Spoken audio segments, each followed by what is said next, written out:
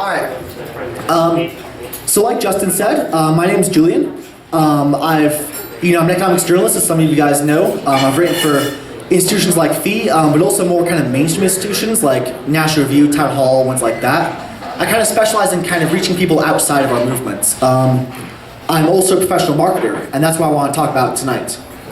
So let me open with a question.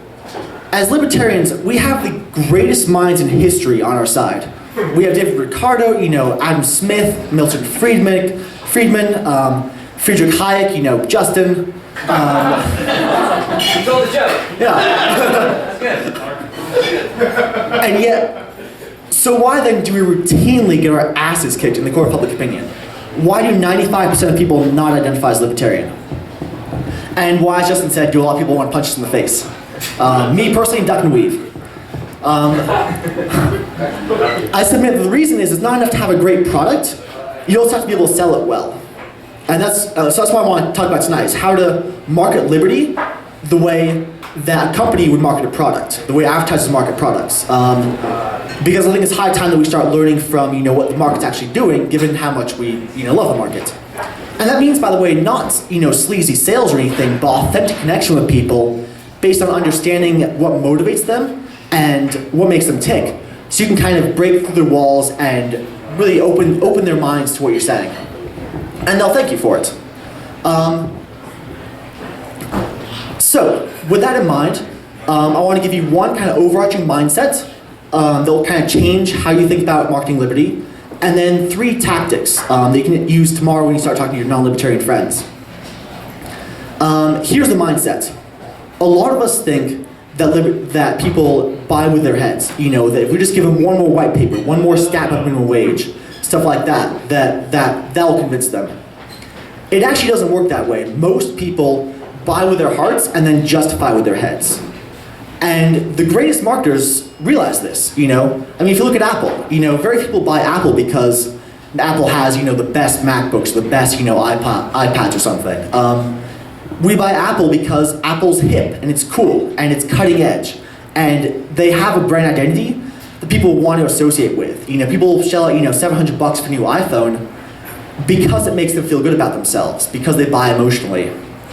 Or to put it another way, people don't buy products, they buy emotional states of being. They buy something because it makes them feel better. And that's true of products and services, but also true of ideologies. So we've got to market to people emotionally.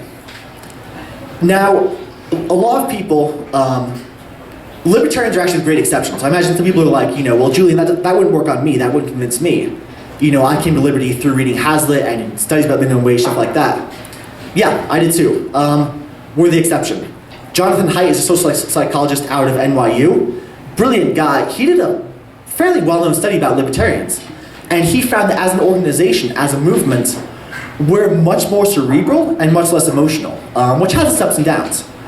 And that doesn't mean that we're smarter than our ideological opponents, kind of to the contrary. But it does mean that we're much more motivated by white papers, by stats, by graphs, stuff like that. Whereas most people, 95% of people, are kind of the opposite, and those people we want to reach. So, if you're thinking, well, this tactic, that tactic wouldn't work on me, you could be right. But try it on some non-libertarians first. So here are the tactics. First off, treat your opponents the way you treat your friends. Second, tell stories. And third, read the room. Let's dive into the first one. Treat your opponents the way you treat your friends. So in a discussion about economics, think about how you talk to your friends. You'll treat them with kindness, with respect, give them kind of the benefit of the doubt, treat them with compassion. And that same attitude works really well in political debates. I've seen this over and over because, I've had people just trash me up and down, from articles. And usually being nice to them actually kind of disarms them and opens the door to conversation. Because when you're nice to someone, when you're polite to them, when you respect them, when you're kind to them, even when they start off being an asshole to you, if you can then take the discussion and move it towards a more respectful place, that kind of breaks down their walls. That makes them kind of take their armor off, and that makes them much more likely to actually hear what you're trying to say. And you can see this too when you think about someone, who actually treats you the way that, who makes you feel like really good about yourself, you naturally want to associate with that person. The weird thing is we do that not only physically, like trying to make friends with them, we do it ideologically too. Most people are much more likely to be persuaded if they think that you have strong character, if they think that you respect them, if they think that you're kind to them. So the more you kind of treat your opponents the way you treat your friends, the more you can kind of disarm their kind of fighting stance before they go in. Now the flip side of this is that, I'll illustrate with a story. About a year ago, I wrote an article on single payer, and I just, tore it up and down, because single payer is just a terrible idea. And a liberal commenter hopped on my page, and he just started savaging me. He talked about how, he told me I must be a corporate shill. He told me, why do you hate families? Why do you hate the poor? Yeah. He asked me, why do you want like the poor to die in the streets? And how much money the Koch brothers giving you? Which, at the time, I was beyond flat broke, by the way. So I was like, dude, come on, Koch brothers, give me some money, please. Come on, Alex. Yeah. They have not yet. It's a shame. If you know them, let them know. But he just insults me up and down. Do you think I listened to him? Do you think I thought to myself you're right, stranger. I am human scum. I'm gonna go stand in a corner and think about what I've said. No, I got pissed off and I left. And that's how most of us respond. I'm sure all of us had experiences on Facebook, where someone just savages us and we then leave, or we get pissed off and yell at them or whatever, but we're not persuaded. And unfortunately, I see a lot of libertarians kind of making this argument. Arguments like, the troops are welfare whores, cops are pigs. The Larkin Rose arguments that I think Larkin Rose, a couple of cops were shot, about a year ago, and Larkin Rose said, "Ha, pigs, that's what you get, you die," That's not super effective. Saying that government workers are leeches, sucking the blood from the parasitic class, not super effective. And the reason is that 22 million Americans work for the government on some level, federal, state, local, and that in itself is a shockingly high number. But think about it, 22 million Americans with friends and family and associates who respect them, who like them, who love them. And so insulting those people may not be the best strategy. I mean, think about it, if you're trying to talk to a guy about liberty, and his mom's a cop, and you say, well, according to my ideology, your mom's a pig who should just die, and stop, infringing on our liberty. That guy's not going to be super receptive to the argument. He's not going to think I like this ideology. So what I find a lot more effective than the kind of, cops are pigs, troops are welfare whores, and by the way, this is my point, by the way, regardless of whether or not you believe that's true. Me, I'm a small state guy, my dad's a public school teacher. You'd have a hard time convincing me that government workers are parasitic leeches all the time. But if you want to try and convince me of that, corner me after the lecture, we'll talk. My point, though, is even if you believe that, it's not necessarily the most effective way to lead. What I find much more effective is criticizing institutions. So I'll attack cops, or the institution of police, fairly often, but I'll do it in a way of saying, well, look, there are good and bad cops, they're human like the rest of us, there's going to be a range.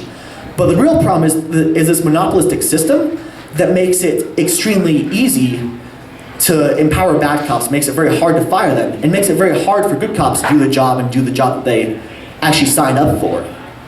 And that I found is a much more effective way to criticize these institutions that we all want to kind of either shrink or go away without getting people's faces and attacking them or the loved ones personally. So that's my first point. Treat your opponents the way you treat your friends. The second point is tell stories. Joseph Stalin once said that, one dead person is a tragedy, a million dead people is a statistic. I wouldn't recommend quoting Stalin on everything, but he's actually right here. And you can think about this, we can talk all day long about how, hundreds of thousands of people are locked up in jail every year for nonviolent crimes. But it's a stat. It goes in one ear, out the other. What really resonates with people is a video of, a father being ripped away from his crying daughter by federal agents because he had the temerity to grow marijuana in his basement. That's the kind of story that goes viral and resonates with people. And that's the kind of story that makes people think, wow, there's a really human cost to this drug war because they can put a face to it.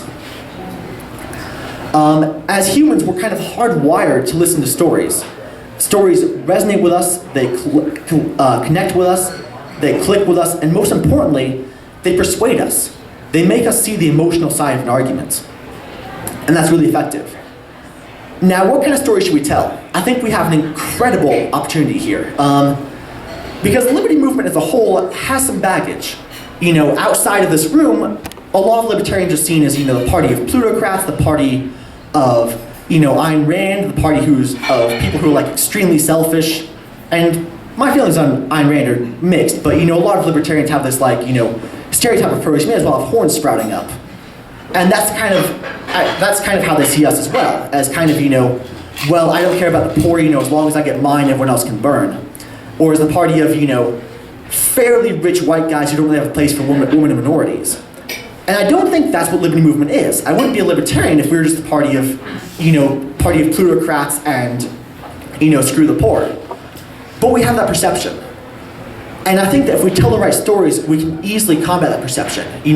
Personally, I love telling stories about how the market helps the little guy. How removing occupational licensing enables someone to become a hair braider and open a salon and fill their dream instead of being stuck at Safeway because they can't afford the 1,000+ hours of licensing required to become a hairdresser. I love telling stories about how someone can move to Colorado and open a marijuana business and actually provide for their family. I love telling stories about how improvements like the washing machine did a lot for female empowerment because suddenly women didn't have to spend hours and hours every day doing the laundry and actually had free time to do things. I know, super eloquent. And in the same vein, I love telling stories about the state because the myths of the left aside, government doesn't really make a habit of going after the very wealthy or going after the very powerful. Those people tend to pay government bills. Mostly government's effective at taking a giant dump on the little guy. And so I think that when we tell stories about, about the human cost of the drug war, about how, crushing regulation makes it, destroyed someone's small business and, bankrupted them, about,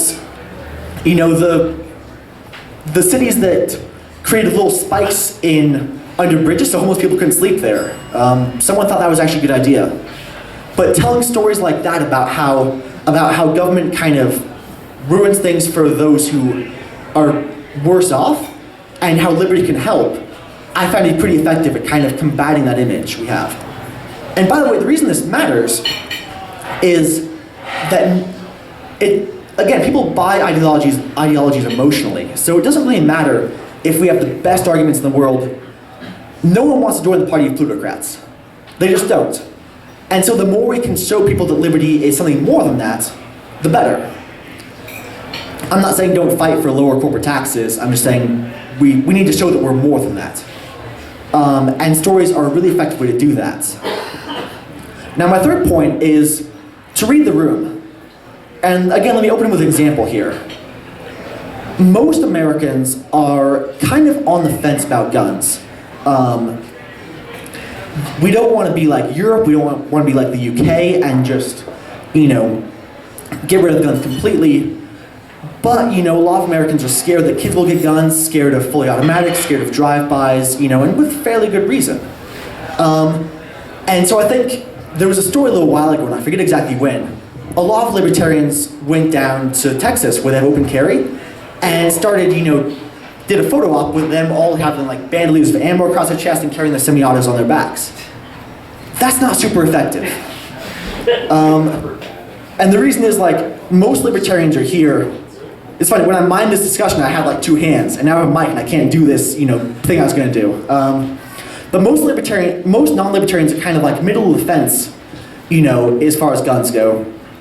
And if we're way over here, we're too far away to actually market to them and to persuade them. We just get written off because our views are so far from where theirs are. What I found a lot more effective is to kind of read the room and understand that, if you're talking to someone about guns, they're probably here. And then I'll kind of meet them a little bit on the freedom side of that, but not way over here. For instance, if someone asks me about guns, what do I think of them? I can say, well, guns can be very useful for saving lives. And this can be another great place to interweave stories, talking about, girls on campus who use guns to like fend off their, creepy as fuck ex-boyfriends. Had a friend that actually used a pistol that way. Or, families who you... It wasn't me, all right? Why is it It wasn't you that time. Or families who use shotguns to, fend off burglars and kind of save their family. Those can be more effective stories. But I won't start over with like, I think we should legalize tanks, Whether or not I believe that, I wouldn't start there. And then, so, after that first conversation, maybe the person, moves a little bit, baby steps towards liberty. And then, a month later they come up to me and they ask, what do you think of concealed carry? And I'll say, okay, well, concealed carry, can be ineffective because it basically disarms law-abiding citizens and it sends a big signal to criminals that like, hey, this area is defenseless. And I'll move them in kind of like baby steps, addressing their individual argument each time, and move them in like small steps towards liberty. I've found that understanding where people are and kind of meeting them there is a lot more effective than, just taking the extremely pro-free market argument of, well, the Second Amendment should let us, have nukes because the government does, so I don't know what you want, freedom. The other point, and for the same reason, me personally, I love those taxation and theft memes. I think they're hilarious. I have yet to find a single non-libertarian who disagrees, or who agrees with me, who agrees. Because again, like, most people are over here, kind of middle of the road. They're talking about, okay, should we have, 35% or 40% tax rate? If we're over here, like 0%, that's far enough that we get kind of written off, rather than being able to persuade them. You've got to be able to kind of read the room and understand where people are coming from when you're talking to them. The other point about reading the room is, we've got to make it easy, we've got to understand how much action people will take to learn about our beliefs and make it pretty easy for them. So in advertising, there's a pretty common axiom that the odds that someone will take action equals their desire to take action multiplied by the difficulty of taking action. So for instance, if someone really wants to take action, but it's really, really hard, they're probably not going to. So how does this apply to liberty? If someone asks me to, hey, Julian, what do you think, can you give me some resources on liberty? I'm not just going to dump human action in their laps. I love Mises, he was incredible. I'm not going to do it. That's like 900 pages of extremely dense stuff, and they're going to get one chapter in and think, I have no idea what this guy's talking about. What the hell is praxeology? And if they don't get through all the way through taking the action, they're never going to learn about it. In the same way. iPencil. Exactly, yeah. Introductory iPencil back here, by the way, for free. Yeah. That's why I love things like iPencil or like a lot of what Fee does, or like GoRemi videos, because it's easy kind of bite-sized knowledge that people can easily take in. In the same way, I had a guy recently ask me, well, why can't socialism work in real life?